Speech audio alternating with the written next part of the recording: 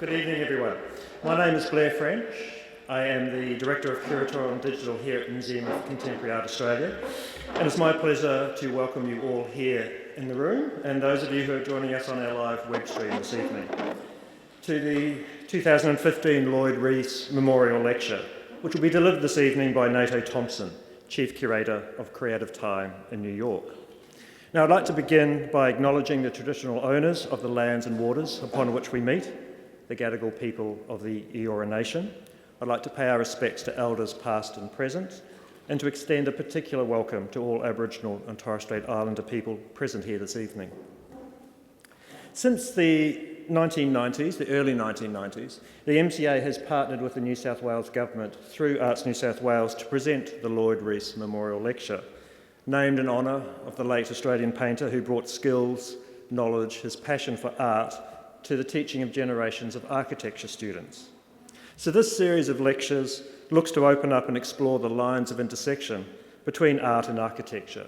And I think particularly when we think of both those as expanded fields themselves, expanded territories of practice that share concerns, for example, in how public space is conceived of or designed, produced, negotiated, or how they evidence common utopian ideals regarding social formations and aspirations. We've been privileged over the years to welcome an extraordinary range of artists and architects and curators to deliver this lecture. They include Vito Acconci, Michael Morris of Art Angel, Teddy Cruz, Dan Graham and Melanie Smith. So we're delighted tonight that Nato Thompson has been able to make the journey out to join us and deliver a presentation titled Culture is the Language of the Commons, looking at the intersections of contemporary art, architecture and public space. Now, NATO's lecture this evening is also a launching pad of sorts into a two-day conference we're presenting tomorrow and Saturday through our C3 West program and in association with Information and Cultural Exchange and Parramatta City Council. This conference, titled Civic Actions, Artists' Practices Beyond the Museum, focuses on a key aspect of contemporary art and public space, the intersection of socially engaged and public art practices. So in addition to NATO, we have guest artists, curators, architects, urban designers, cultural brokers from around Australia and indeed further afield, joining us to address a range of issues and questions central to understanding not only the ways in which artists work at the intersection of socially engaged practice and public art, but the issues and challenges that they face in doing so, and indeed the positive challenges that these practices pose to the institutions of art and culture more broadly, including that of the museum. For example, we want to look at the challenges that they pose to forms of convention and power. Most importantly, we want to look at the potential inherent in this area of practice to actively engage publics in acts of social development and change. So the questions we'll be looking at a little bit tonight, I'm sure, and certainly over the next 2 days, include things like, what does ethically, socially engaged practice look like? And does it inhibit artistic excellence? What is the role of the artist in urban and social planning processes? What kind of job for an artist is placemaking? What do artists contribute to social planning? What models can we imagine now and into the future for artists working beyond the museum? These questions are important to us as an institution dedicated to working with and for the work of living artists. The MCA has a vision to take a leadership role in shaping an Australia that values contemporary art and artists, but particularly values the way in which artists address complex ideas and challenge us to think and see the world differently. The museum is not and should not be bounded by its walls, by its physical architecture or its infrastructure, because contemporary art matters and has the power to transform lives wherever and however it is encountered. And it's this belief that underpins our C3 West program, active for a good decade now, through which, with our Western Sydney strategic partners, we create situations for artists to work with business and non-arts government organisations in Western Sydney, to work with them in ways that give voice to local issues and actively involve community in new ways of working together. So in working with us to consider and reflect upon these issues, I'd like to actually thank and welcome all our participants and speakers to the Civic Actions Conference, and acknowledge in doing so the support we've received from the Australia Council for the Arts towards that conference and that of Crown Resorts, the Packer Family Foundation and Space, who support C3 West. Now, there could be no more appropriate speaker, no more appropriate thinker and writer and curator to spark our thinking on these issues than Nato Thompson, widely acknowledged internationally for his work in developing projects with some of the most significant artists working at the intersections of art, activism and politics. Since January 2007, Nato has organised major projects for Creative Time based in New York, one of the key organisations we look to for models of innovative and ethical curatorial practice in the public sphere. The work of Creative Time is, in its own words, guided by three core values. Art matters, artists' voices are important in shaping society, and public spaces are places for creative and free expression. NATO's projects with Creative Time include the annual Creative Time Summit, held this year in Venice, Paul Ramirez-Jonas's Key to the City, Jeremy Deller's It Is What It Is, with the new museum, Democracy in America, the national campaign, and Paul Chan's acclaimed Waiting for Godot in New Orleans in the aftermath of Hurricane Katrina.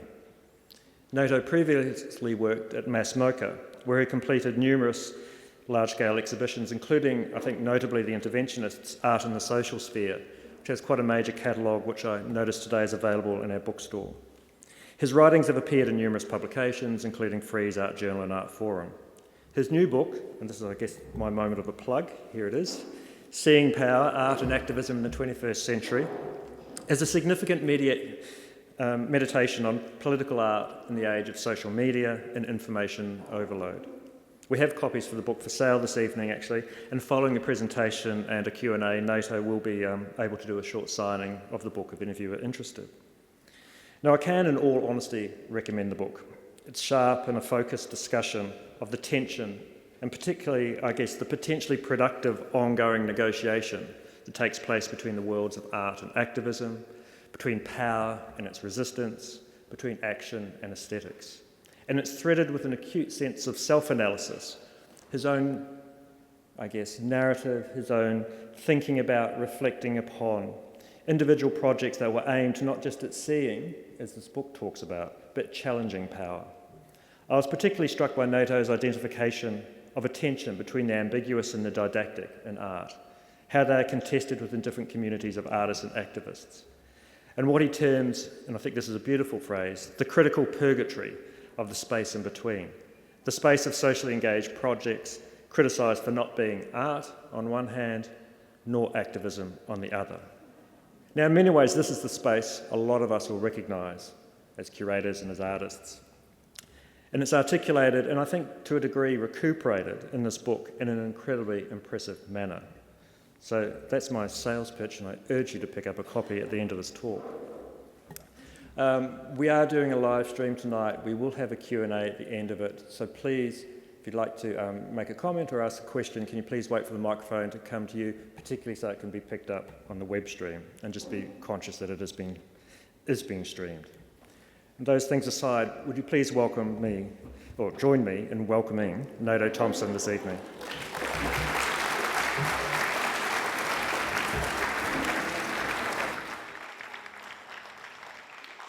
Hey, okay, is this on? Is this doing this thing? Yeah, cool.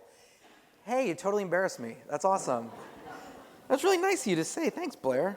And thanks for coming out. And thanks, Anne and the MCA for bringing me to your hood. You know what? So we're going to talk about stuff, but I'm going to lay it out. I got a question for you. How's your gentrification doing around here? You know, because ours is pretty good in New York. I got to tell you. I want to give you a run for the money. Sorry, that was a dumb joke. But you know, I always think like, I was just talking to artists here, and it's like, you know, no matter what city you go to in the world, it's like the first thing you talk about. It's the weirdest thing. They're like, oh, that neighborhood's up and coming. They're forcing out the people of color. There's a war in this planet. It's not ungermane to the arts. We'll get to it. We all know it, right? But I was just thinking about it because it's like space, culture, real estate developers. Man, we got, so there's something to work out there. We'll talk about it. Something else I want to talk about. Race, man, race. Someone was saying to me, man, in Australia, people just don't know how to talk about race. I think in America we can, but we're not doing too good with it either. But we're going to talk about race, too. Race in space. You guys ready to talk about race in space? Yeah. Talk about white privilege, power. Man, let's get into it. You know what I think is cool about this kind of thing, this socially engaged art thing? Oh God, I'm just in this mood right now. We're gonna have fun. I'm in this mood. You know what I was thinking about is like, to all the curators here, don't take too much offense. You just gotta get some thick skin. But I was thinking about the revenge of the education departments. Because I was just thinking, you go to these museums, and I'm like invited, this socially engaged art stuff typically kind of lives in the education departments, right? And a lot of the artists I'm into kind of have been sneaking through the back door of the education departments into museums. But I think the education departments are cooler than the curatorial departments. What's up with that? Come on, education. Give it to the pedagogues.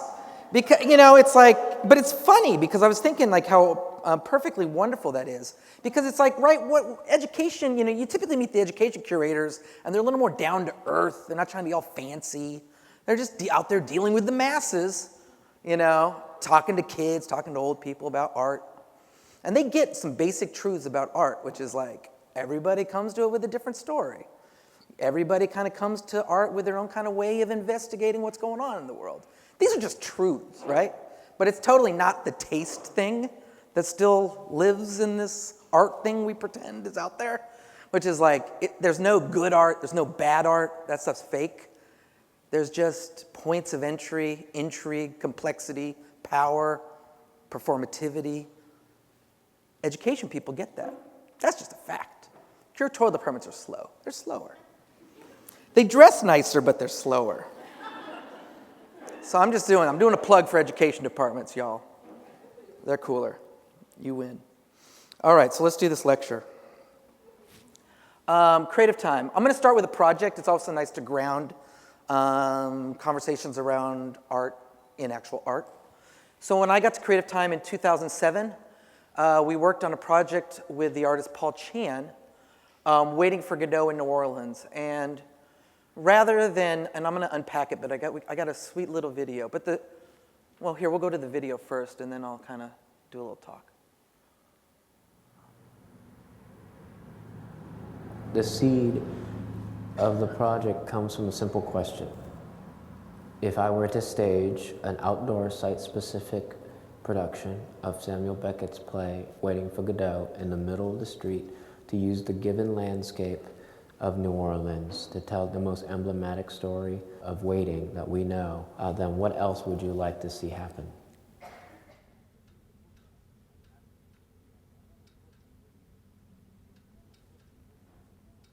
What does it mean to bring something like a play into a devastated landscape like New Orleans in such a way that not only becomes aesthetically interesting but locally sustainable?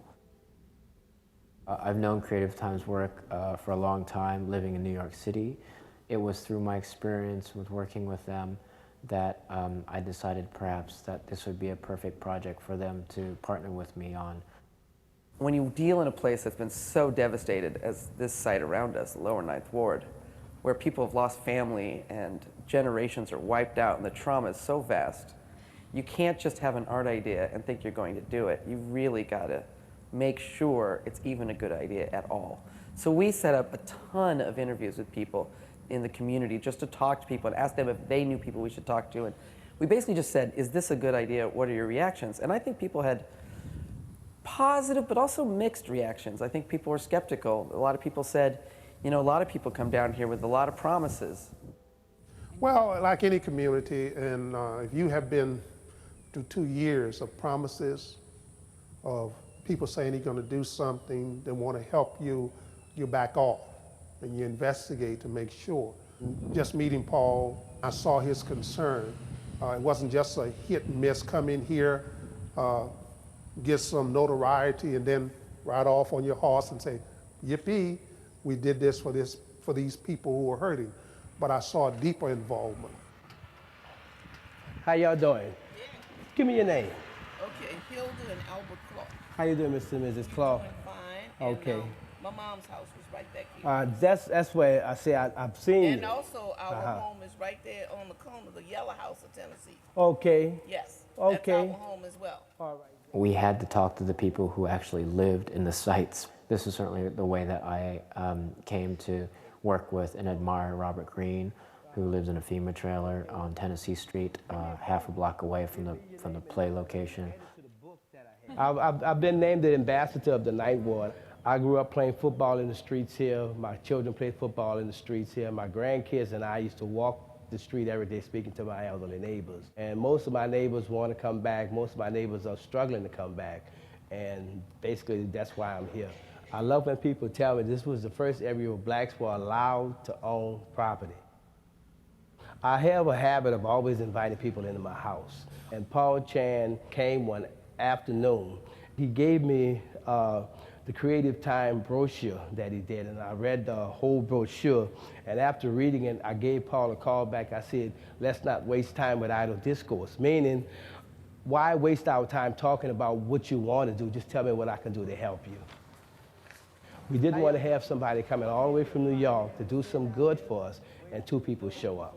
Me and Paul just started going together to different places. We went around to the churches. We went to Martin Luther King School. We went to Close Cuts Barber Shop. We went to Mickey B's bar. We had a potluck dinner at Ronald Lewis's house. When we were at the potluck dinner, they had so many people there that I knew that this would be a good production.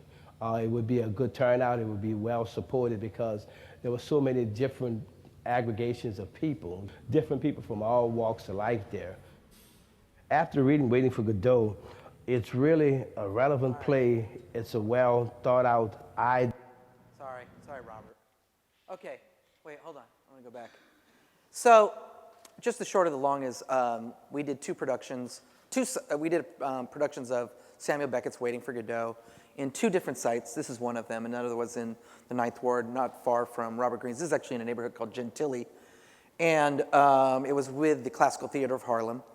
And funny enough, just to say, it was no small part of this project, but we had a famous person that actually was in it, this guy Wendell Pierce, who's in a show, The Wire. You know, it's so funny. The art world loves The Wire. I love The Wire. I was at a conference, and Alan Sekula said something like, why can't the art world make anything as good as The Wire? Like, good point. But hey, bar's high. But anyways, Wendell Pierce was in it, and he's a New Orleans native, and that really helped because you're like, Wendell Pierce is in the play. Like, we've got to do it. But what was interesting was doing this. So we did this project, and it was twofold. It's funny enough because Paul Chan, the artist, what did he do? He didn't even do the play. Frankly, that was the Classical Theater of Harlem. Paul had he's an extraordinarily brilliant guy, extraordinarily eloquent. He said, you know, it's not only the production of a play, but the production of a public. And that two-phrase thing, the production of a play and the production of a public, in my mind, kind of simply spells out what I think is the kind of work of socially engaged art, which is the production of a play you could consider aesthetics, right? So here we have a play. But the production of a public would be this kind of undergirding aesthetics with a certain set of social relationships that deal with power in order to support an aesthetic gesture. If this makes sense, bear with me. So using basic Saul Alinsky models, although funny enough, Paul Chan called it, he said, we're going to organize this project Hezbollah style. Meaning we're just going to go door to door and talk to people. But you know, like this is the classic left-wing organizing tool too. It's also a Mao Zedong tool, which is like you just go door to door and you say, hey, what's going on? We're doing this thing. How does this relate to you? And you just go door to door to door to door. And we did that. We used these potluck dinners and all these things. Thus, the production of a play. And that's what Paul Chan brought to the table was this methodology of the production of a public. So that when you do the play, the public that shows up is demonstrative of a kind of consideration of power. And not only race, in so much as it was a multiracial audience. And when we got to New Orleans, I mean, every city's racist, but like, you know, people were like, you will never get white people into that neighborhood. And then you talk to African-American communities, you're like, you will never get African-American community to come to your weird white play. So, but it was wrong, it was not true. You know, there's all these assumptions around race that were disproved, but that takes this kind of groundwork and talking and thinking, and also time. You know, one of the things Paul said that was so eloquent was he said, you know, spend the time, spend the dime. And the time became this kind of currency if you're willing to spend time with people. And it was nice too because what was fascinating was this aesthetic gesture. Samuel Beckett's play it's a tragicomic drama, and it's quite absurdist, right? It's not the kind of thing that's necessarily a healing narrative in any sense of the word, but it was beautifully poetic and tragic, and people laughed, and it was an incredible play. But I would also say that with this project, we did this in 2007, right when I got to Creative Time. It not only worked in terms of a kind of working with, just like in terms of the community of New Orleans that we were working with and stuff, but it also changed Creative Time in this organization. That's what I think is really fascinating as well, is it radicalized, I think, our board to some degree because you got to meet people whose lives were deeply affected, and I think they also got to see what structural racism does to people on a very personal level. But it also, I think, dispelled a few classic racist myths that are out there that let me just talk about some classic racist myths in the art world. If you do stuff with community, it's this pedantic, terrible art. It's some kid's mural on some building, right? You know, this kind of thing? Or that, it's not sexy to do community-based work. Or all these kind of things. Or they were, there's all these anxieties that if you do stuff that's politically relevant or deals with complicated political issues, it just isn't as glamorous. But you know what's glamorous, people? Doing shit that matters is pretty glamorous. Well, let's just say relevance is really hot, all right? So when we did this project, it did a lot of things to Creative Time. And so we began this kind of journey of thinking through, and in fact, we changed structurally, where we began to think about, should we bring in community organizers who work on projects? And the way we work is, we work with an artist on a vision, their vision, and then we staff up to support that vision. So we have a core staff, but then we think about what they want to do, and we build the staff around that project. And increasingly with all our work, the community organizing element of that is a big part of that. Funny enough, the really wonderful guy named Tom Finkelpearl, who was the director of the Queens Museum and now is the cultural commissioner for the city of New York, which in our city of New York is quite a coup for us. He said a really great thing, which was, not all artists are great community organizers. So sometimes it's nice just to have on staff community organizers that can do that work. Because we all know some artists are great at talking to people, but some artists are great because they can't talk to anyone. So you don't want to force all artists to just have to go out and talk to people. You're like, don't unleash them on people, but they have great ideas. So anyways, but that was an interesting methodology for working. We're going to move on to another project, but The seed. So another thing I'd like to say is, the title of this lecture is Culture is the Language of the Commons. And something else that's kind of fun to think about, I suspect, is that most of the way we talk about art, for whatever reason, is still based in this early 20th century of the artist and the bohemian and the individual genius. And it's a fun myth to play with. But, let's be honest. This thing, who doesn't take a picture? You know what I mean? What is a photographer today? Really? You gotta be kidding me. Culture is everyone is an artist. And I don't mean this Joseph Beuys kind of way. I mean literally. Everybody understands performativity. They understand manipulation of symbols. They are intuitively very aware of kind of referencing and ambiguity. And all these things that were the kind of skill sets of early 20th century art are in fact in the everyday use of just everyday people. So when I say culture is the language of the commons, in some ways art won, but no one knows it, right? Art kind of had the avant-garde won, and then the art world was just we can't tell anybody because then we're irrelevant. You know what I mean? But it's kind of, what's fascinating about it is not only, the one thing of it's be careful what you wish for because you might get it. So art won, but now the problem is, right, art is this weapon that's used against, culture is a weapon that's used against us constantly, right? I don't want to get into the whole advertising culture thing, but even gentrification, in my humble opinion, is exactly this kind of force of culture making and immaterial labor that is restructuring cities in a very instrumentalizing logic from power down, right? We all know this, but this is culture. This is culture being used to victimize the powerless. And that's a result of the art winning. So that's the bad news. But the good news is, The artist Mark Dion said to me something that I find so fascinating. He said, never before historically have artists worked so hard to meet the public halfway, right? We're not in the age of the mid-20th century where artists are, well, no, there's a lot of artists. They're doing a lot of things. But certainly there is a world of artists that aren't trying to like produce these obscure gestures and hide from the world. There's plenty of artists, particularly ones I like to work with, who are really trying to use the aesthetic tool sets they've got to produce and evoke deeply moving experiences in broad currents of audiences. That language is really useful for public art, but it's also a good news for civic institutions writ large, because the emotive, the affective, is an incredible way to communicate with a civic body. Thus, artists are relevant. It seems simple to say, but it's also, I think, in that underlying logic has been what's been really powerful in allowing creative time to like do things in public that aggregate and galvanize mass audiences, and not for the purposes of entertainment, but to really just kind of act as a fulcrum for thinking through the world collectively. That's beautiful. That's what public art can do. But that's also what art can do in institutions, so we all get ahead of myself. I will now talk about a project by the artist Paul Ramirez-Jonas. It's called Key to the City. I love this project. It was a partnership with the city of New York. And, okay, so here's the short of the long on this one. You know, like a visiting dignitary comes to town, and they're like, hey, I'm going to give you the key to the city. And it's usually in New York. I think every Yankee probably got one. There's always like baseball players or the guy that landed the plane, Scully, and saved all those lives. So some Dalai Lama gets a key to the city. And it's symbolic, but it's kind of referencing, you know, like the Roman period where you literally had a key to the city and it meant, you know, you could come in. And of course, Caesar used that and then took over the city. But you know, so the key to the city, he kind of turned it over as like an idea of the key belongs to the people of New York.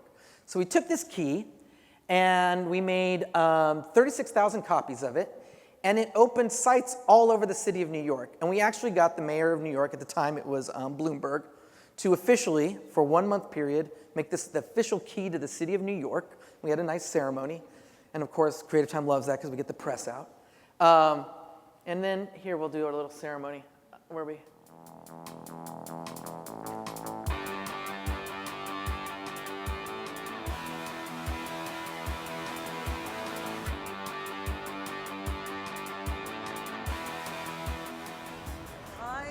Bishop, on this day, 8th of June 2010, bestow the key to the city to Paul Ramirez-Jonas in consideration of coming to America.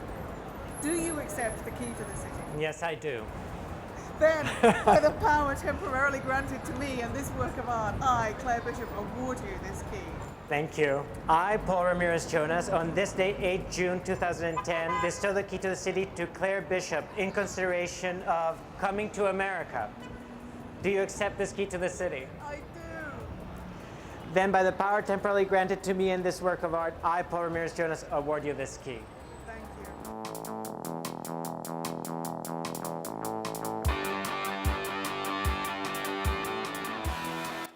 I didn't realize that's such an awkward interaction between them.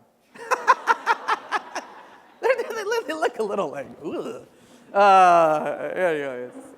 It's funny. But in that project, oh God, no, don't start. Okay, yeah. So in that project, the key actually functionally worked. We had a little passport that people got, and it functionally opened up all kinds of sites across the city of New York. And it was, you know, a kind of poetics of geographic space. So you would have anything from the mayor's home, Bloomberg's home, had a door in the back that you could open, and it had like an exhibition for you. You would go to the Brooklyn Museum, and it was kind of like a Scooby-Doo cartoon, where there was a door between two paintings that only your key could open, and you'd open the door, and there'd be a show for you.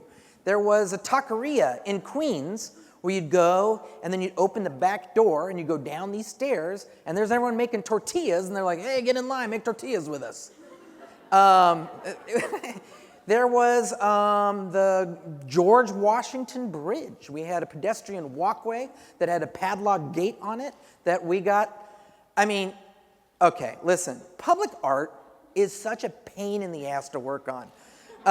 You know, like you have these small victories that no one cares about. So like I just say that because I sat down with the Port Authority of New York City to pitch this idea of, hey, can we have a key that opens up the George Washington Bridge? And this is, it's a dumb story, but it's just that you can imagine these city bureaucrats, 20 of them sitting in a room, the head of fire, the fire department guy, the sheriff department guy. Hey, guys, we have this artist, and he wants to make a key, you know, and it's about public space and access. So you go through 4,000 meetings, and then you get your key to the George Washington Bridge. So it's a victory, goddammit. Just that's public art, right? I want T-shirts. I should make these T-shirts, which just says like public art, 8 times the work, half the love. Because you always do these projects, and you know everyone just slogs it out, and you go through all these bureaucratic meetings, you get all the permits, the fire department tries to close you down all the time. You finally get there, and then the reviews are like, it's not art. These are just rich people ripping off poor people, and everyone just hates you. You're just like, I love public art. It's such a painful thing, you know, I swear to God, it's so weird. But that's so, what was I talking about? Oh, so we had a key to the George Washington Bridge. We had some fun ones. We had one in Bryant Park in New York City, which was a lamp. So you turn a street lamp off and on. How fun is this project? I always thought it was a nice metaphor for what Creative Time can do too, which is just like, it's about public space and access, right? So it's like, you get access. And what Paul's really fun about too is he gave you access to things you already had access to. Like, you know, he's like, you could just go visit the taqueria and go down that stairs, but now you have a key. But I also kind of, so if some of you should just do this project with him, I was thinking like, this could be your, you know, like some artists get famous for one artwork and that's all they do for the rest of their life. Some of you may be those people. I'm sorry. That's tough, you know, where everyone's like, I want you to do that hit record again. Like, I hate that song. But I was thinking that could be Paul's. This could be Paul's hit record. Because he could probably do this in this city. It'd be awesome. People would love it. You should do it here. We should do it. Let's collaborate, people. Why am I saying that? You're like, yeah, I'll take you up on it. Oh, sorry. I was just lecturing. Okay. But so, you know, but what's nice about this too is it was a partnership with the city of New York. And I also kind of, with this project, it was like, you start thinking of the ways, I mean, in a really earnest way, like, it's an art project, but it's also like a new civic engineering project, right? It's like, because the cities could just do this. You know, you don't have to necessarily have the artist involved per se, no offense artists, but like there's just new ways of thinking through civicness. On a side note, I was just working with this guy, Teddy Cruz from the University of California, San Diego. He's a kind of urban theorist, brilliant guy. And he was working with the ex-mayor of Bogota, Antonis Marquez. You familiar with this genius artist as mayor? But he governed by way of surveys. So he would govern and send out these mass surveys because he said you can't govern until you know what people think. And so he'd mail a survey to every resident of Bogota, giant, just to figure out what they thought. And he's like, you first need to know like what people's concerns are, what their fears are, what their hopes are across the city, and then govern by the way of that. So I'm only saying that because now we're working with him in the city of Philadelphia to do these kind of surveys of governance. But I think like this is something public art can do as well. It's like not only like thinking about just like literally like spectacle in the park, but literally engaging the government to kind of think through ways of engaging civicness. I mean, these are my radical propositions, but I think it's not so far-fetched. Okay, so on the, that song. Sorry, I hate that song. This is a project by the phenomenal artist Suzanne Lacey, who I love. And in fact, I want to give a shout out to second wave feminist artists. I do, because like it's funny, because a lot of this stuff's already been done, and I totally appreciate that a lot of feminist work from the 50s and 60s and 70s were laying the groundwork for a lot of kind of resurgence of work that's happening today. I mean, the artist Meryl Latterman Euclides is absolutely incredible, and Suzanne Lacey is extraordinarily informative. And we did this project called Between the Door and the Street, and I'll do another video, because this is how I speak about projects, is by way of video.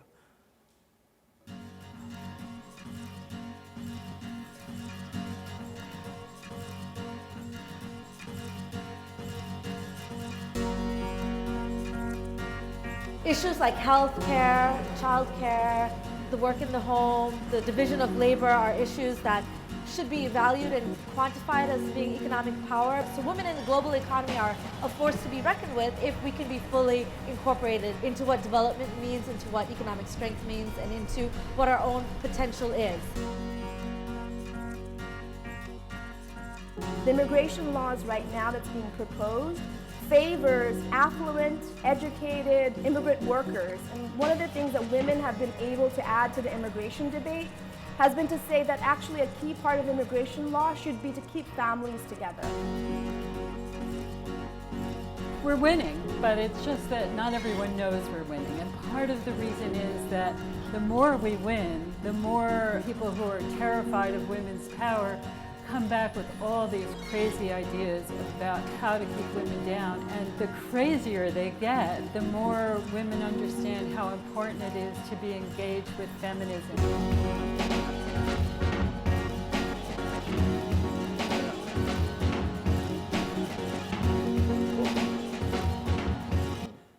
So this is a project where, it's so crazy.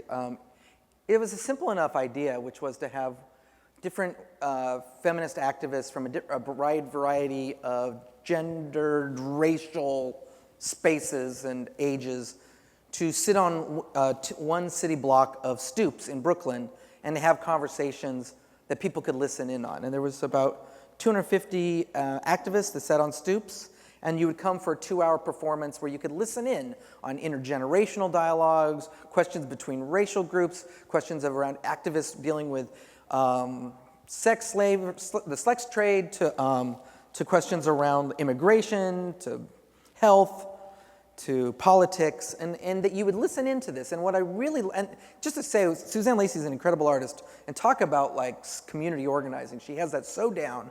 And it was this like war. We sat in the Creative Time offices, and it was like a war room of all the people we had to meet and thousands of discussions to earn the trust to generate this discussion. And what I found fascinating about it was, yeah, it's a performance, but in some ways it was enacting a kind of politics that wasn't getting done in politics, right? That we, that we could actually have a kind of questions around feminism in a public space that's kind of open for all to hear across a wide array of demographics.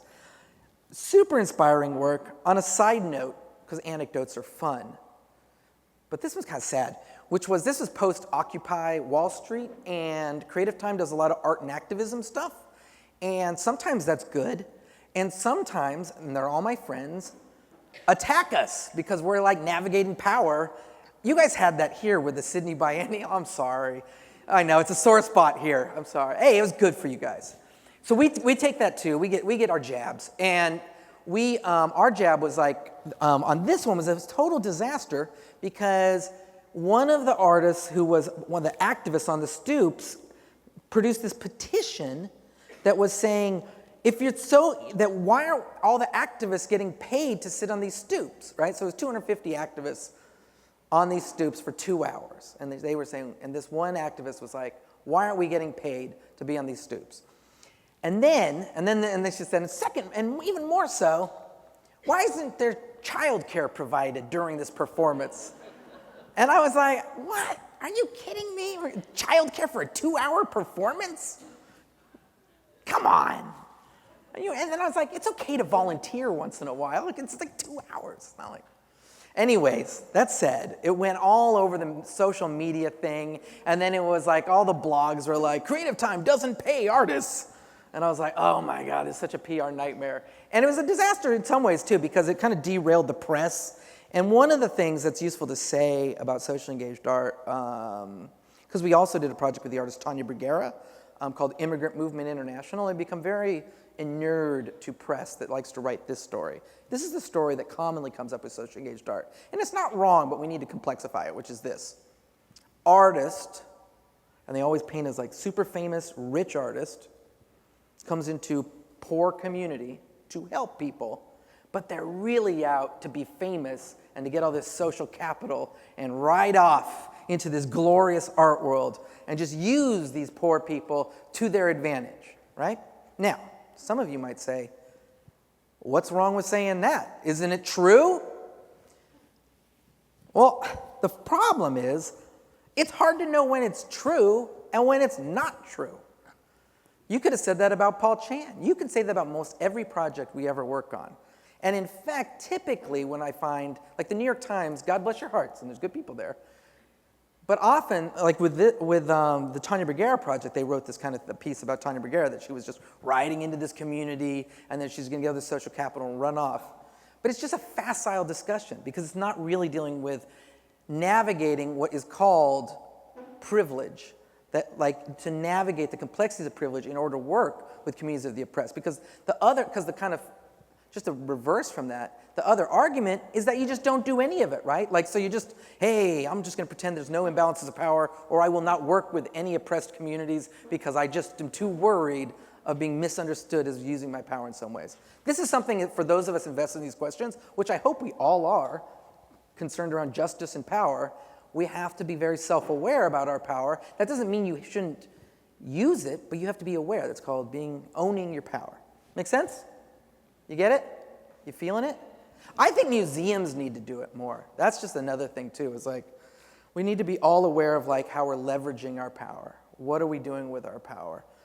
How do we use power to help people without power? How do we give people without power power? How do we take a step back so people without power come to the front? Right? Okay, good. I'm like a coach. All right. That's just what you got to do. Now, no guitar. Come on. Moving along. No. Oh, no. Okay. This was last year? Last year we worked. Do any of you know about this project? I know you do, because it's our platinum album. Sometimes you get a hit. This one's a hit.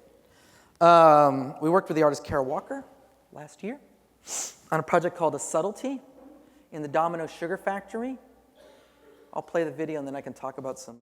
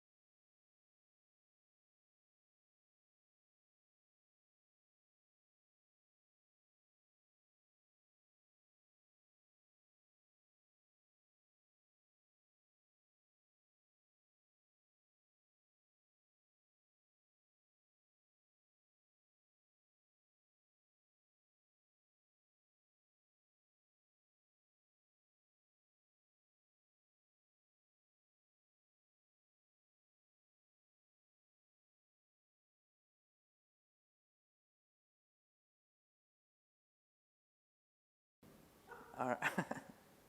I'll get better at this. So that project, which was the creation, as you can see, of a massive sculpture. In some ways, formally, it was very conservative, just to say. It's a sculpture. Traditional media.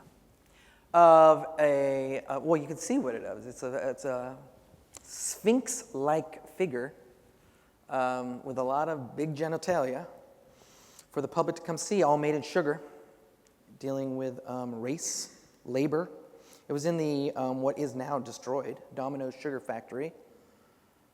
which was the main refinery of sugar in the United States. And as we all know, the sugar trade was deeply embedded in the logic of slavery. They called it the triangle trade, where they brought slaves from Africa to the Caribbean to get sugar, to sell to the United States, to bring back to the profits back to England, the triangle trade. This project became a huge, huge hit. This massive sculpture in sugar, as well as these cast figures that are all completely made of sugar. We opened in the Domino Sugar Factory, and this place is absolutely... Did any of you see this show? You did? Right on. In the back. The refinery is absolutely amazing because it literally has caked sugar on the walls. You can smell this molasses density. It's like in the nose, right? When you walk in, and that history is sweet and oppressive. And Kara Walker is a big stirrer of the pot, if you will. And this project, it's funny because we launched it, and just to say, I was like convinced this thing was going to be awesome right from the get-go. She's an amazing, by the way, shout out to Kara Walker, she's an amazing artist to work with. She knew what she wanted from the beginning, and she still wanted it by the end. Every curator knows you get a gold star when you do that. Good artist. Knows what they want. So we worked on that with her, and then it opened to the public, and it just became bigger and bigger. The lines were long. People came from all over. Jay-Z came. I got a call from Usher to get backstage. I'm like, it's free and open to the public. You come in the front door. But I was kind of like, I got to invent a backstage, man. This is never going to happen to me ever again. Leo DiCaprio came. But it became one of these things, like, I mean, New York can get like that, but it was like, at first it was about seeing this art project. And then it became about seeing, why are people seeing this art project?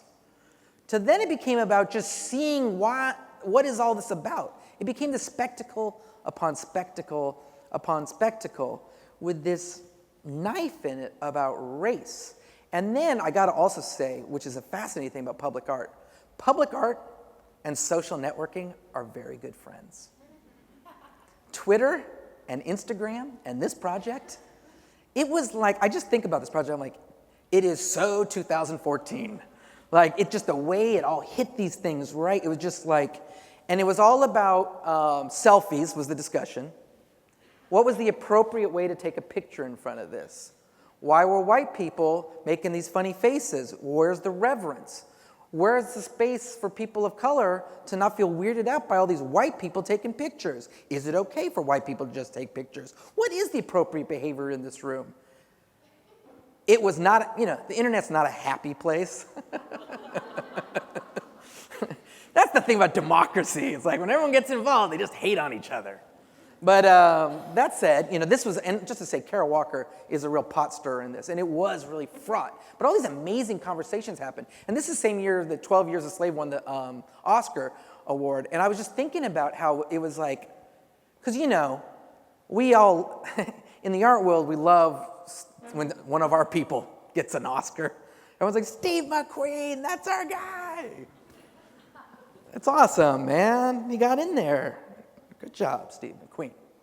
Great artist. But it was interesting, the juxtaposition between this kind of public spectacle and a film, right? The film, you watch the film, or you're on an airplane, you watch the film, or you're at home and you're Netflixing or whatever, you're like, But with the public space thing, it was fascinating with this. Also kind of dealing with race and labor and history. But it's the public watching the public deal with those issues. And then the public fighting online with each other about dealing with those issues. And this is, I don't know if you know, like the United States is really having a bad year with race. Cops are killing black people all over the place. And what? And so are you. Thank you, I'm sure. I mean, it's all world over. But it's like, it was at the same time, it's a terrible year, but it's also an amazing year because there's a protest movement, the Black Lives Matter protest movement, that's really holding these things accountable. And this conversation around race is painful and it's ugly, but it has to be had. And I think and this project, not to be like, it's so glorious, but it's a really uncomfortable project, but it was useful. It was like a civic, I feel like that's the responsibility of cities, not just arts, to produce spaces to have the uncomfortable conversations so we can actually come to grips with these things that we hide from. That's something that art can do, man. It was doing it. I was just so stoked on this thing. That's how I talk. I'm so stoked on this. But it was a really powerful, moving experience. I'm going to now go to another project. So right after that, I worked on a project called Funk, God, Jazz, and Medicine, Black Radical Brooklyn. And this was a collaboration with a place called Weeksville Heritage Center, which you're seeing here, which was a intentional black community from the early 19th century in New York City, in Brooklyn, in a neighborhood called Bedford-Stuyvesant. And New York State was the first state to abolish slavery. And so in Brooklyn, a lot of free blacks got together and were like, the law was, in order to vote, you had to own property. So a guy named James Weeks basically went on a mission. He was an abolitionist, and he was like, let's just get our community to own land and produce our own schools, our own newspapers, our own health programs, our own gardens, our own music in this intentional community. And that was Weeksville, which is this historic home. These are the actual neighborhood. And it's a crazy story. 1968, a class from CUNY Grad Center, a history class, had read about this place, and they rented a prop plane to see if there was any remnants of this historic home in the neighborhood. And they saw these 3 homes that were like tilted diagonal to the grid of Brooklyn, and basically refound this historic neighborhood. And then this community movement started, and they gave it historic landmark status. And then, thus came the Weeksville Heritage Center. And this was our partner on a project called, this is it, Funk, God, Jazz, and Medicine, Black Radical Brooklyn. Now, this project means the world to me. And Carol Walker's project was a hit, platinum album, 160,000 people. I think this show had 5,432 people. Not the hit, but it means the world to me. And it's funny, because sometimes we all know, not all great projects get tons of people to it. But what was fascinating for me with this project was, it was an attempt we worked with artists and paired them with organizations that we felt embodied the self-determined black histories in the neighborhood. So this artist, Zenobia Bailey, partnered with the Boys and Girls High School, which is the high school in the neighborhood that is undergoing a huge amount of lack of public support and capital inequity towards communities of color. Then we partnered a filmmaker named Bradford Young, who actually partnered with the first black-owned, produced church in the neighborhood named Bethel Tabernacle AME Church. Then we partnered Otabanga Jones and Associates with the Central Brooklyn Jazz Consortium, which was a group of black radical jazz musicians from the 60s that had continued to do this work in the neighborhood. And then finally, we partnered the artist Simone Lee with a place called Stuyvesant Mansion, which was a space owned by the first black OBGYN nurse in the neighborhood who actually delivered all 6 of Malcolm X's kids. And she had established this place called Stuyvesant Mansion to provide health care to the community that she was in. And she was particularly interested in the history of black radical nurses. But what was fascinating for me in this project, and I think is that it was pushing a few buttons that I think are worth exploring in the work in the future, I hope, is thinking about cities not only in terms of just art projects in cities, but trying to tap into the underlying opera that is the inequities of urban production. That is to say, there's a giant tragic opera happening in most cities in the world, and that there are spaces that can be worked with and infrastructurally dealt with and resources allocated to produce a space, a chorus of urban composition that can galvanize a sort of audience towards the kind of vast cultural inequities that are within us, within our streets. Because, we all know race, and I'm big on race right now, but it's only because if you walk, I started this conversation with the gentrification thing, but gentrification is a racist war, all right? And it is, we all know, right? A city you want to live in is a city that is diverse, that respects the powerless, that is a healthy city, that isn't all about money. I say this to you because Sydney has the same things New York does, which is power, if you don't make it accountable, just walks all over everyone. And race is the forefront of that. All cities want to be right now is white centers with giant brown outring. That's the way it's going, right? I'm ranting. But it's our responsibility to make that accountable. And you know what the good news about all this is that the great chorus of urban structures is the best art there is possible. That is the art. It's the most relevant, and it's in our footsteps. And race is an urban thing. You have to walk and you can see it. It's not just abstractly, it's a way the cities are built. So this project was an attempt to deal with that on an infrastructural level, to bring these histories into the present. And yes, it didn't get a lot of attendance, but it's a beautiful, beautiful, beautiful project. Okay, now I'm going to wrap up a little bit. I said a few projects, but I want to say a few more that I don't have in my PowerPoint. So there's something else we do, which I really love, which is this thing called the Creative Time Summit. Have any of you been to that?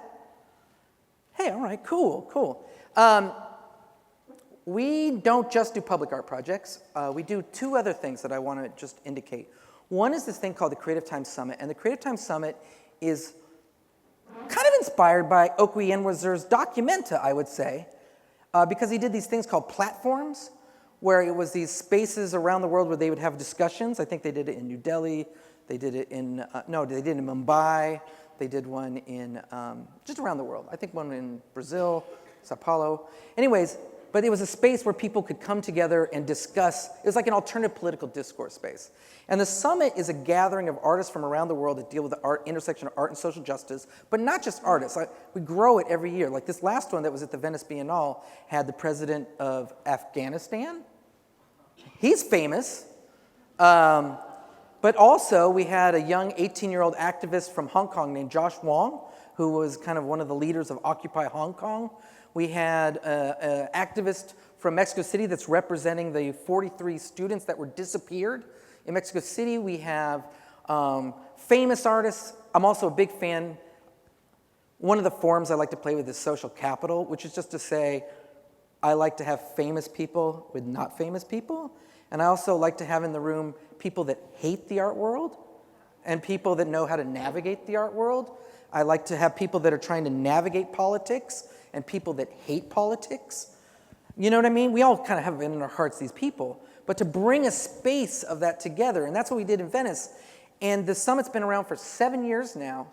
And it's an opportunity because, no offense to art fairs, I know there's a great art fair in town, or biennials, but this kind of socially engaged art stuff isn't always exhibition friendly, and to some degree there's too site specific. It doesn't work well in a gallery. It's just lots of text, and then you get people going, oh, it's a show, you got to read a lot. So fine, I get that too, fine. But the summit's an opportunity for these kind of producers, curators, artists, activists to get together and share their projects and produce a kind of counter-public, a counter-politics. And what's been useful about that, we've been doing 70 years, is it continues to grow. And I think this field of socially engaged art, this kind of, the critical purgatory, you can't win. It's not art, it's not activism. But I'll tell you what, a lot of people are doing this work. And that complexity is only growing. And there's vast fields of people invested in this. Because culture is the language of the commons. Culture is the space in which people are doing this. So the summit's kind of attempting to produce a kind of counter-publics of politics, a field-building community. And I found it really inspiring. Okay, that's one thing I want to pitch. And then the other thing we do, which I'm really excited about, is we're doing this project called Creative Time Reports, which is thinking of the media sphere as a public space. So I don't know if you guys have this, but do you ever have this moment where you're like, why aren't there any artists in my newspaper?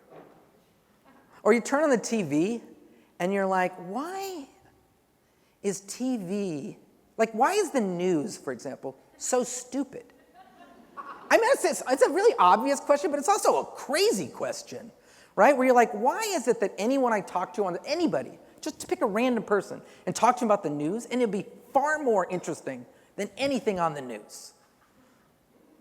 That's fucked up. But we were thinking, hey, what if we can get, because you talk to artists or activists and they have all these amazing ideas, and we want to produce a space where they can actually get their voices out there.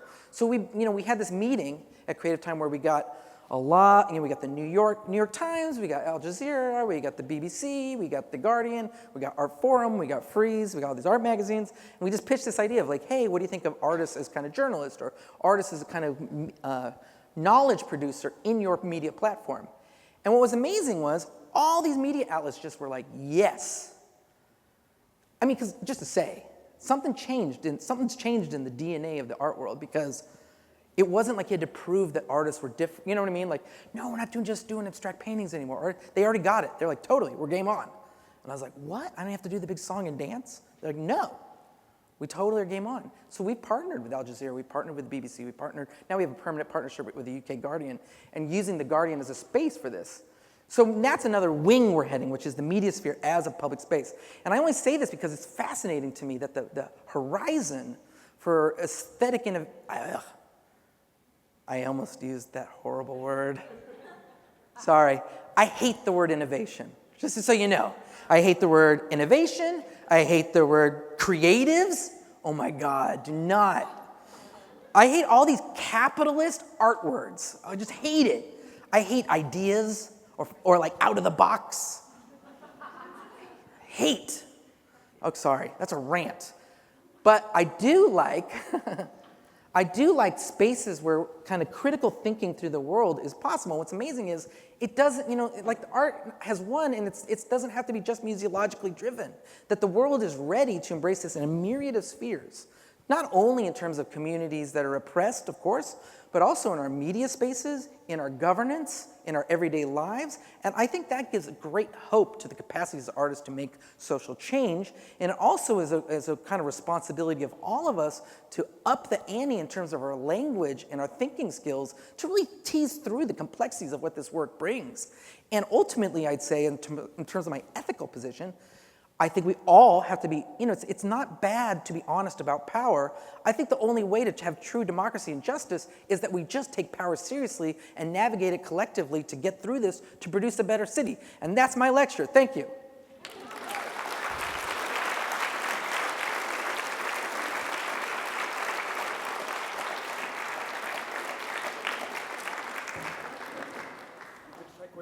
Yeah, I'm going to take questions. Okay. We have 2 roving mics, so please just raise your hand. We'll find you and bring a microphone to you. There's so much in that, I'm sure there are a lot of things people would like to say or ask. Or they need a deep breath first. It always takes a little time, I've learned this. Yeah. Can we grab a mic just so we can hear on the web stream, please? Thank you for your talk. You're saying that it's in critical purgatory, socially engaged art. It's not art and it's not activism. Can it be both? Well, yeah. I mean, sure. I mean, that's the short answer is yes. But I mean, I think like the trick of it is, like I said, it's like upping the language around these things, because I think like art criticism, I just think a lot of what's traditionally art criticism is just not up to. There's just not a lot of good writing out there. And I think like a lot of the kind of hurdles around art, there's just a crisis in this language around art that has to be bridged, right? Because I think what we're really talking about is, like, okay, here's my heartfelt thinking is I think you need to talk about affect. I think you need to talk about power. I think you need to have a kind of knowledge of urbanism. I think you need to talk about political economies. I think you need to talk about gender and patriarchy. I think you need to talk about race. Just to say the kind of skill sets to read what aesthetic things do in space, it's not easy to gain all the kind of insights into that. But I think you have to bring what I would consider as the best tools of our philosophical traditions to bear on these things, as opposed to the bad art historical languages that I just don't think are bringing the right tools to the table. So of course, yeah, it's art. It's activism, but frankly, it's actually what's happening is a complex relationship of people encountering the world. And not to be weird about that, but I think that the ability to read through this phenomena of things in space and things happening, you don't see these in art reviews right now. You know what I mean? And not only that, like, and no offense to art reviews, but just we're not in the habits in the art world to engage with this stuff in the way that I think it needs to. And there are people writing about it. I mean, I've got friends, and I think Grant Kester's doing a great job. I think Shannon Jackson's doing a great job. I think Marie Lindsay, who's coming here soon, has been doing a great job. There's people that are taking up the task. But I think that there's other discourses that could bring a lot more to the table too. Because certainly it's not, I mean, the funny thing is this stuff isn't just in the art world. I mean, you talk to a lot of people that in the United States it's called CDCs, but community development cooperatives or corporations, people that just do community work. The art stuff's in there already, and they have a very different discourse around it. And urbanists are talking about this too. So there's a kind of, it's coming together. But I really would, just to say, I only joke about the critical purgatory because I still rely on art critics to give feedback, and it just falls in this like, that's what I'm trying to say. Oh, sorry, Blair, you doing? Hi. Hey. Thank you. I'm sort of thinking about Suzanne Lacey's project and the complications you had around payment and complications about volunteer time. Could you talk about how you approach budgeting and quantifying people's time for these kind of projects, and how because I think a lot of institutions and organizations have a lot of problems with demanding time and free time from people. Could you talk about how Creative Time perhaps approach that? Sure. So here's the thing. We always pay artists, and we pay a lot of people to work on these projects, just to put it out there. We budget for people's time. And we certainly, just in terms of an organization that believes our core audiences are artists, period, we don't ask people to work for free. And I just don't think institutions should do that. And I think there's a kind of, out there in the art world now, there's a bit of a kind of accountability thing out there. Where like, don't make me install my show for free. Don't pay me in social capital. That said, we're sympathetic to that. So we budget for people's time. But that said, I was just really irritated on that one because I still think there's space for volunteering in this life. Not everything has to be quantifiable all the time. And I just think, particularly with activism, who's kidding who? If you're going to do activist projects and everyone gets paid, well, it sounds like that whole system's working out just fine. I just mean, this was just sometimes it's okay to ask people to volunteer their time. There's nuance in there. Now if they had to do weeks and weeks for free, that's a different thing. But if it's 2 hours of your time to go do this thing that's already within the thing you're interested in, I just don't think that has to be paid. That's how I felt on that one. And I just didn't like this kind of this is my gripe with it. It was just sometimes the activist community can be so, and I'm part of it, but can be so knee-jerky about institutions, where it's just you don't pay people. And you're like, we try really hard to be ethical in our payment structure. So please think about how you're thinking about that carefully. And you would not ask, you can't ask, Suzanne Lacey is so ethical. It was insane. It drove her so crazy to be who are these 20-year-old idiots telling me I have to pay these people? I know when I'm ethical and when I'm not. This is perfectly ethical. So that's just to answer your question.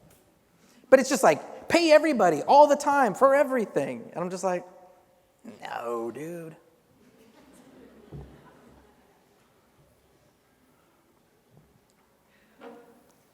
Thanks, Nato. Great talk. I'm interested to know, on the basis of power and your ethics, I imagine you get approached by a lot of good artists to do great projects. And I'm interested to know how you decide what gets up, what doesn't, what falls on the floor, like the cutting room floor, for instance.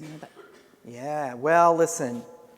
The way we work with our big projects, which is pretty much what I listed here, we're very picky.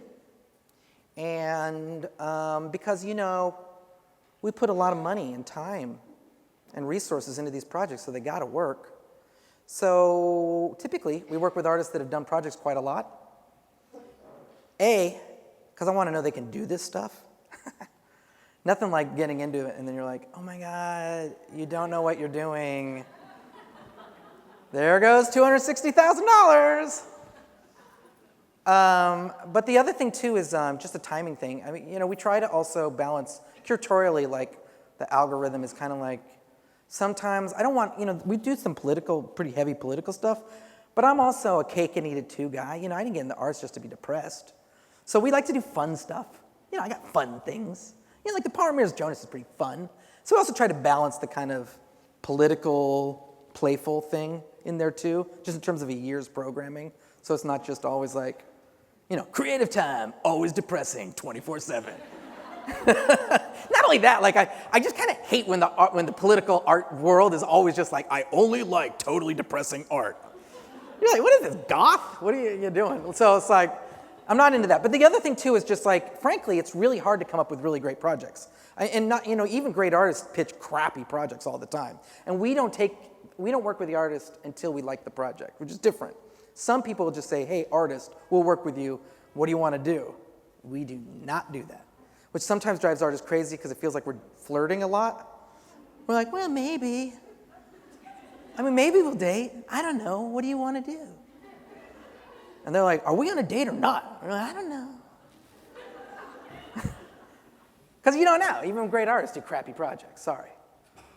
You know, and sometimes I think about batting averages. Like Kara Walker, man. I'm like the most crass curator. But like, I think like Kara Walker's got a high batting average, you know? And like we're doing a project with Phil Collins, and I think he's got a great batting average. Like he just kind of always, but some artists who are great have terrible batting averages. Like once in a while they get home runs, and then they do all these crappy projects. And so I'm always like skeptical with them. Like, you've got to get a good one out of this one.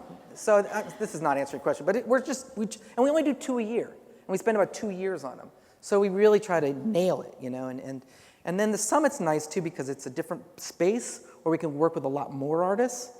And it's nice to be in contact with more artists too. And just 2 artists a year isn't a lot of contacts. We have other spaces where we do stuff too.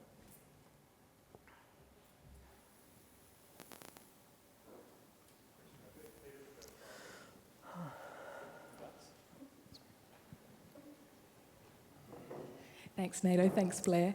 I was just thinking about, I, just by some coincidence, happened to, before coming to see you tonight, met with a political strategist who's an old friend. And he said something that surprised me, because it's not really his line. He talked about how there's just joyfulness, this is just prompted by what you just said, is lacking in the way that some arts advocates put their cases forward.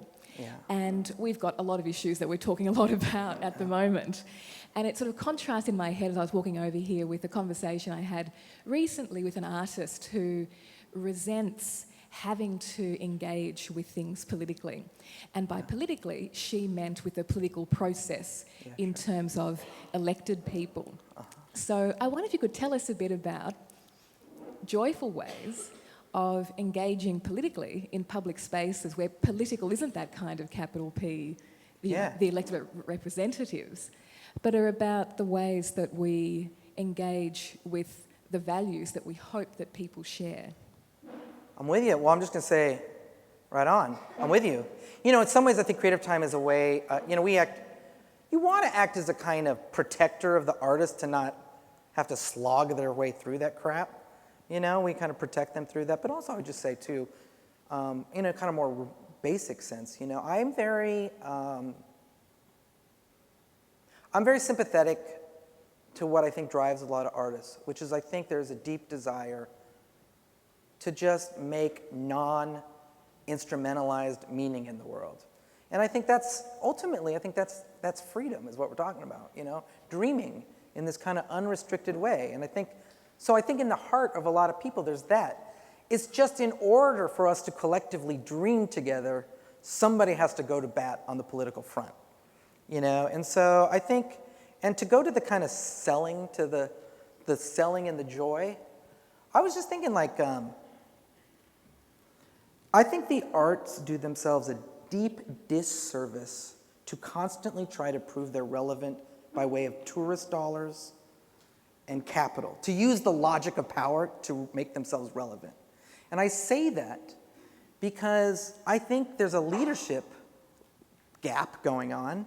Now, I don't know about here, but that the arts ultimately embody the great civic dream. And you know, sometimes the projects really help where you're like, this isn't just about trying to, you know, just to heal things. Like just to say, it's not just about rectifying or solving, But in fact, at its best, it's ultimately a calisthenics of public imagination. That we as a city get to stretch our capacity to think outside of the means-ends end game of capital, right? That we can actually think about the world in ways that aren't just in this reductive, disastrous logic. So that's joy to me. And even just to say, even with the Kara Walker thing where it's tough issues or difficult political issues or whatever, I still think, it's operatic. That it doesn't have to necessarily even be joy per se all the time, but that it is this heartfelt dream thing. But I think the artist, the counterpoint to the art thing is only that, it's just like, how serious do you take yourself, oh person of the planet? Because there's that guy in the Monty Python, what's that kid? He's like, but Father, I just want to sing. And I'm always like, okay, I know you just want to sing. We got to you got to grow up a little bit, because there's also a very difficult political world out there that you got to confront, and I don't want to make life a bummer. Oh, young child artist. But that's just a reality. And, and let's just face it, life is a team sport, so everyone's got, so I think it's just, I don't know if I'm answering your question, but just to say, it's a team sport thing. We protect the artists and all this, but everyone's got to grow up a little bit and protect dreams, but also go solve the problems. Yeah, cheers. Right. Thanks very much for the talk. I just wanted to ask you, at the same time as you're talking about provoking difficult discussions, yeah. It sounds like you don't really like the difficult discussions. That sounds like they made you kind of angry or dismissive. Sorry. No, well, it depends. I certainly don't like some discussions. I like, like the difficult discussions around race that happened around Kara Walker's project. I love that. That was great, That kind of discussion I like, which is just to say difficult issues around power inequities with different constituencies pushing up against each other. That I like. That's good. That petition one, that's just irritating. And that's also my posse, which is just to say the art activist thing. I don't think that was the difficult discussion. I just felt like it was just like, it was missing the point. Because for me on that project, what the difficult discussion was around race and gender. That was the difficult discussion, and that was the one that was being had. That's the conversation that I wanted wrestled with. That was the one Suzanne Lacey wanted to wrestle with. To me, that was the one. That was the conversation that needed to be had. And that was the one she was trying to produce. I'm all for that. And I'm all for wrestling with complexity. I just didn't like the way that one went. And then just to say, it's a PR thing too, because these things play out in the media sometimes in very weird ways. Like with the Tanya Bruguera project, Immigrant Movement International, she wants to produce a political party for immigrants, which is just to say she wants to produce a political horizon to think past nation states, right? To think through the rights of the stateless. That was her political program. And the New York Times critic on that one really just shrunk it down to the most crass analysis. Those are, just to say, that was my gripe around the hard discussions. That wasn't the discussion. Now, if a New York Times critic is going to go, hey, let's take on the idea of stateless democracy. Let's take on the idea of what are the rights of immigrants? What is the political position of democracy in an age of mass migration? That's a fascinating, important discussion in this age of refugee crises. That, to me, those are the conversations we need to be having.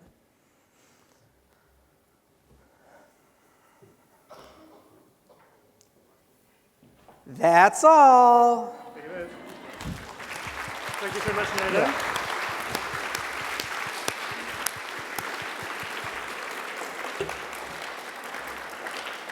So again, thank you so much, Nato. What a fascinating, fantastic presentation. I'm going to reiterate the book is for sale. You can now read it with the intonation ringing in your ears.